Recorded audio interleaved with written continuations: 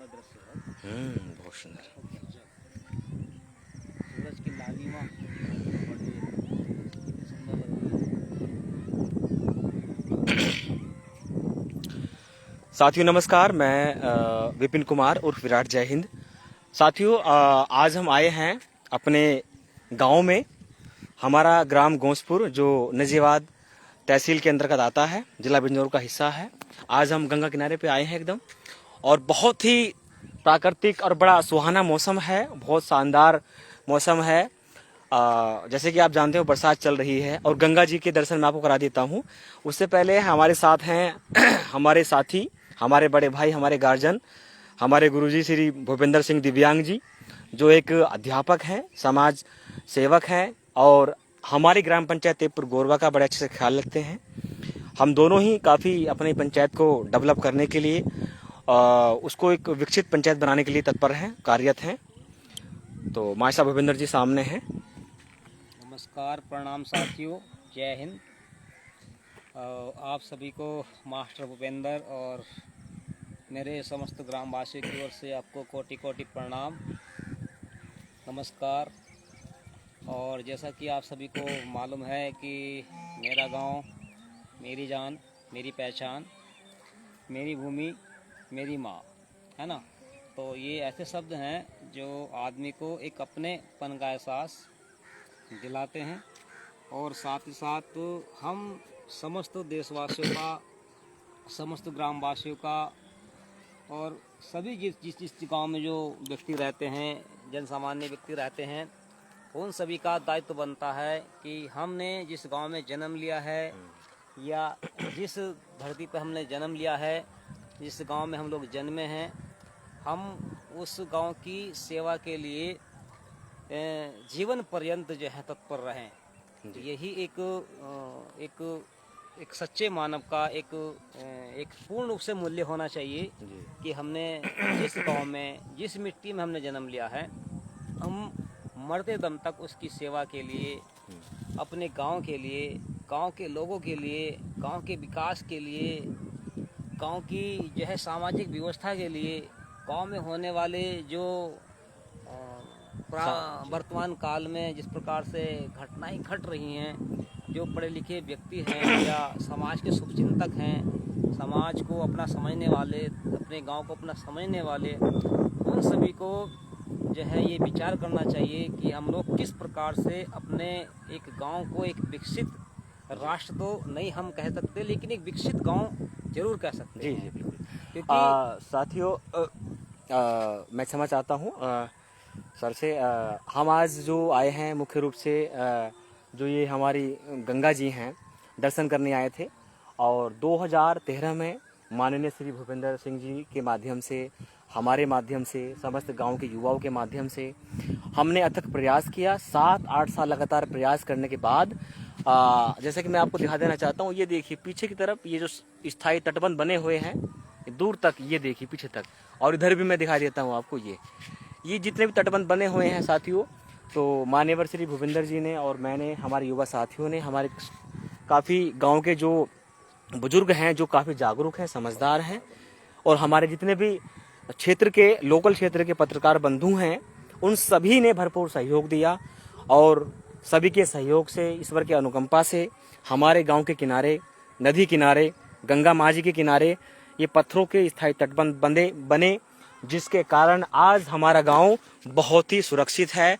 आप देख पा रहे होंगे पीछे की ओर हमारा गांव बसा हुआ है, और इधर की तरफ ये देखिए आप, ये देखिए इधर हमारा गांव है, और ये गंगा माता जी की धार है, गंगा माई की धार है, और ये सॉलिड पड़ती ये पत्थरों की ये पत्थरों की स्थायी स्टड लाइन बनी हुई है। और ये सूरज की लालिमा जब यहाँ से गुजरती है, और वो पानी जब पानी पर पड़ती है, ऐसा लगता है जैसे कि एक स्वयं गंगा माँ दर्शन देने के लिए आ रही हूँ। और बड़ा ही मनोरम और बड़ा ही मामरिक दृश्य बन जाता है, जो हृदय को बड़ा अच्छा लगता है। और मैं तो शुक्रगुजार हूँ यूपी सरकार का, भारत सरकार का, कि हमारे प्रयासों को, हमारी समस्या को उन्होंने समझा और समझकर इस पर कार्य किया। और आज ये उसी की बदौलत है कि आज ये बहुत ही अच्छा जो पत्थरों का स्थायी तटबंध बने हुए हैं, जिस कारण हमारा गांव सुरक्षित है। ऊपर की ओर ये गांव है, ये देखिए, और नीचे की और इधर जैसे आप नीचे 40-50 मीटर नीचे की तरफ देखोगे तो ये गंगा माता माँ है, और ये स्थायी तटबंधों की कतार बनी हुई है। तो साथियों, मेरा यही कहना है, यदि देश का युवा अगर मेहनती हो, कर्तव्यनिष्ठ हो और अपने लक्ष्य को पाने के लिए तत्पर हो, तो जीवन में बड़ी से बड़ी समस्या को हम हल कर सकते हैं, उसका समाधान कर सकते हैं।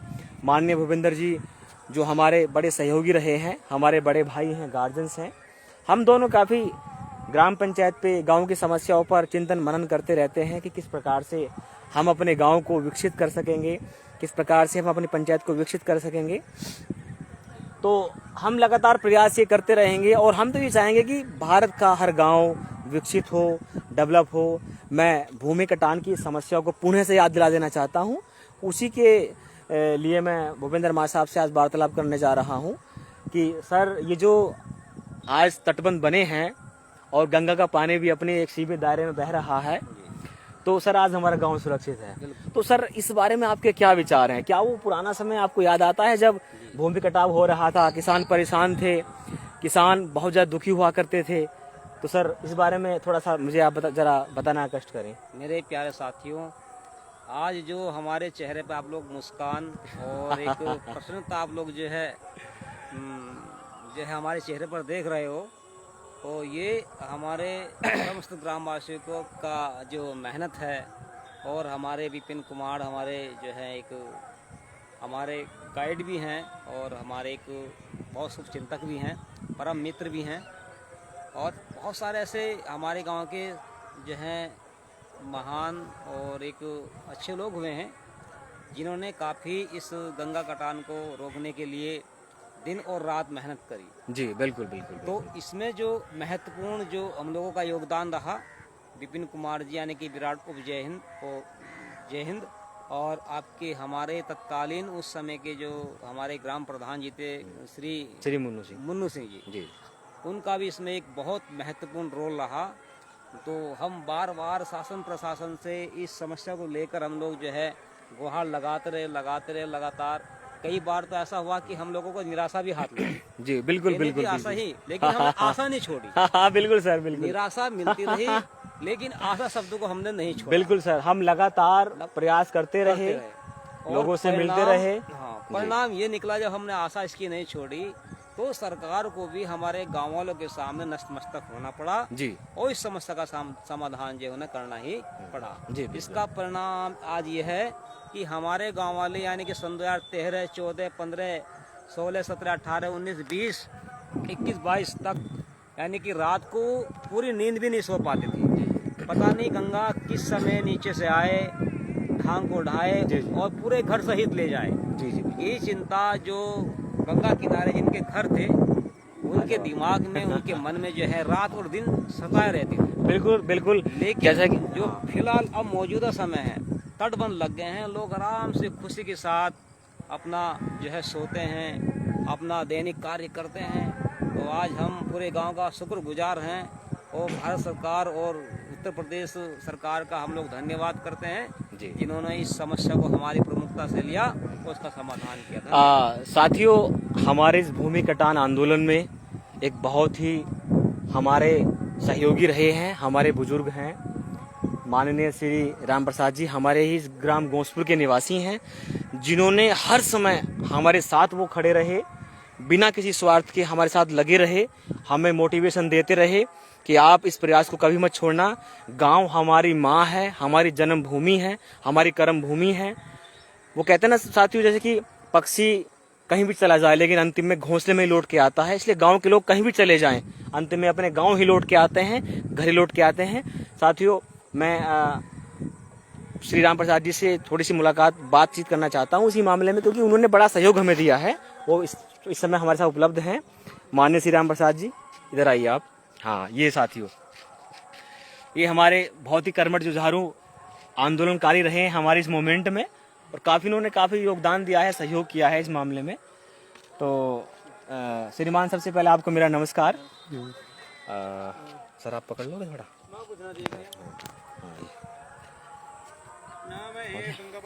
ठीक आ रही हो भैया? हाँ सही है। हाँ साथियों, ये हमारे श्रीमान जी राम प्रसाद जी हैं, हमारे गांव के ही मूल निवासी हैं और गंगा भूमि कटान आंदोलन में इनकी अहम भूमिका रही है, एक गाइड के तौर पे भी, एक मेंटोर के तौर पे भी।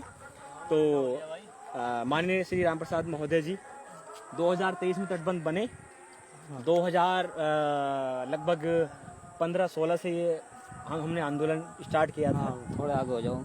और तब से ये जारी है लगातार। तो राम प्रसाद जी, आज हमारे गांव की स्थिति क्या है और इस क्षेत्र की स्थिति क्या है, अगर आपने शब्दों में बयां कीजिए आप। बस अब ये हो कि तटबंध लगे तो कटान की समस्या जो जी पूरी तरह हल हो गई। जी जी लोग अपना आराम से जी जी अपना जीवन बिता रहे हैं। जी जी। राम प्रसाद जी, जैसे तटबंध तो बन चुके और अब गंगा की जो धारा है वो अपने सीमित दायरे में बह रही है, सीमित दायरे में। तो आपको ये लगता है कि क्या अभी कुछ और भी ऐसा कार्य हो सकता है किसानों के हित में जो सरकार को करना चाहिए? तटबंध तो बन गए, हाँ। भूमि कटाव रुक चुका है, तो क्या इसके अलावा और भी कार्य हो सकता है जो किसानों के हित में हो, या कुछ और ऐसा विचार आपके दिमाग में हो जो किसानों के लिए हो? बस अभी क्या पता है जानकारी, जी अभी सही से जानकारी नहीं। नहीं, जैसे कि कुछ किसानों ने मुझसे ये बात रखी थी कि जिनकी भूमि चली गई है, सरकार ने कुछ अनुदान भत्ता या कोई सहयोग राशि या कोई किसी प्रकार का सहयोग किसानों को नहीं दिया गया। नहीं दिया गया। तो इस बारे में मैं आपसे जानना चाहूँगा। ये जो है कम से कम जैसे आयुष्मान कार्ड वगैरह, जी जी। मैंने खुद अपनी पत्नी का ऑपरेशन कराया, पूरे पैसे से आयुष्मान कार्ड नहीं बन सका। जी जी। तो हम लोगों की जिनकी मतलब जमीन जो अधिकांश चली गई, जब बेरोजगार हो जी गए, जी बिल्कुल। न राशन की समस्या, जी जी। राशन भी लोग यूँ कहें ट्रैक्टर है इनके पास, बताओ ट्रैक्टर भी बेच दें, सामान बेच दें, कहाँ से लेंगे? जब लाई गलाई जाती चली गई। जी जी जी। तो यहाँ के गांव की पॉलिसी ऐसी कि जिसकी लाठी उसी की भैंस, जिसके 4 आदमी उसका ही सब कुछ। तो सरकार को भी चाहिए कि कम से कम और बिना आयुष्मान कार्ड की समस्या हमें राशन जो मिलना चाहिए। यानी कि श्रीमान जी ने मिल रहा। श्रीमान जी ने ये बड़े अच्छे शब्दों में हम मजदूरी करें। जी बिल्कुल, श्रीमान जी ने बड़े अच्छे शब्दों में कहा है कि ये जो भूमि कटाव की समस्या थी ये तो बंद हो चुकी है, तटबंध बन चुके हैं। अब जो जनमानस की जो आम समस्याएं हैं, जैसे स्वास्थ्य की समस्या इत्यादि है, जिन किसानों की भूमि कटाव में चली गई है, भूमिहीन हो चुके हैं, उनके कर्ज की समस्या है, तो सरकार इस मामले में थोड़ा सा अवश्य सोचे कि जिन गाँव में ऐसी समस्या हुई है, जो भूमि कटाव की जद में आए हैं, जो बाढ़ की जद में आए हैं, या जो बड़ी महामारी की जद में आए हैं, तो ऐसे किसानों के लिए स्वास्थ्य सेवाएं मुहैया कराई जाएं, ऐसे किसानों के लिए रोजगार मुहैया कराए जाएं, और बैंकों के माध्यम से भी सरकार को ये होना चाहिए कि जो किसान अधिक कर्जदार हो चुके हैं, सब्सिडी दी जाए, तो सब्सिडी के तौर पर या कुछ राहत के तौर पर, या जो जैसे कि हमारे किसानों की लैंड भूमि में अब ये गंगा में चली गई है, एक गंगा धीरे धीरे काटते ग्राम पंचायत की ओर आ रही थी, तो जो बांगर लैंड थी वो कट चुकी है। अब किसानों ने उस लैंड पर कृषि कार्ड बनवाया हुआ था, कर्ज लिया हुआ था, तो किसान कर्जदार बना हुआ है, किसान भूमिहीन है, उसे ऊपर कर्जदार बना हुआ है। तो साथियों, ऐसे में हमारी यही अपील रहेगी सरकार से भी, किसानों के हित के लिए, कि सरकार इस मामले में अवश्य विचार करे, अवश्य चिंतन मनन करे कि किसानों के लिए मुख्य रूप से ऐसी समस्याएं जो गांव पंचायत झेल चुके हैं उनके लिए स्वास्थ्य सेवाएं मुहैया कराई जाएं। जैसे आयुष्मान कार्ड की बात अभी श्रीमान जी ने की है, ये बहुत ही अच्छी स्कीम है सरकार की, और एक लार्जेस्ट हेल्थ स्कीम है आम पब्लिक के लिए, किसानों के लिए। तो ऐसे गाँव को सरकार चिन्हित करे, ऐसे गाँव को सरकार इंगित करे अपनी योजनाओं में, और विशेष तौर से सरकारों को ये सुविधाएं मुहैया कराई जाए।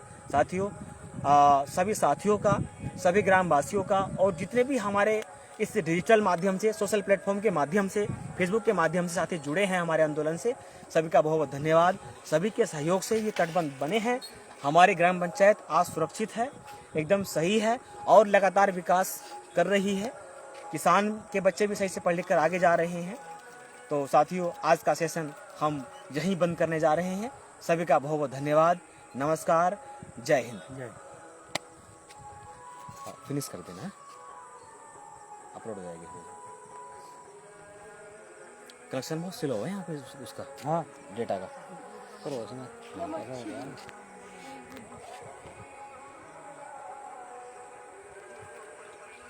फिनिश